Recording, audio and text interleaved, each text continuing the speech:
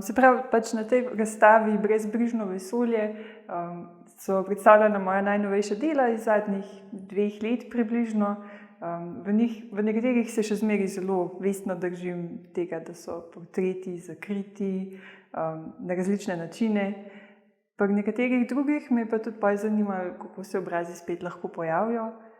Predvsem v teh maskah, ki so se seveda pojavile lani, sem začela slikati na njih čisto spontano in potem nekako kot rezultat tega, da sem spet začela slikati dele obrazov, so se tudi na slikah brez obrazov pojavljala spet usta, kar je kar tako zanimiva sprememba, se mi zdi. Naslov pa izhaja v bistvu iz knjig, ki jih poslušam med slikanjem.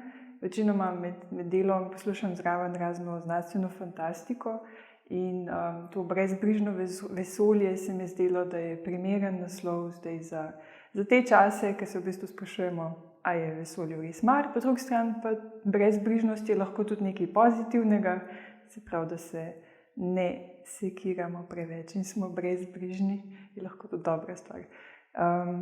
Vedno bolj me tudi zanima ozadje, se pravi, ne samo figure, ne samo osebe, ampak tudi vse, kar je okrog, se pravi, abstrahirano ozadje ali pa tudi rastlinje se pojavlja, razne take goščave, pragozdovi, ki obdajajo figure in tudi živali na nekaterih slikah. Poleg tega pa je na nekaterih delih to ozadje pobegnilo iz samega okvirja slik in se pojavilo na manjših delih izven okvirja.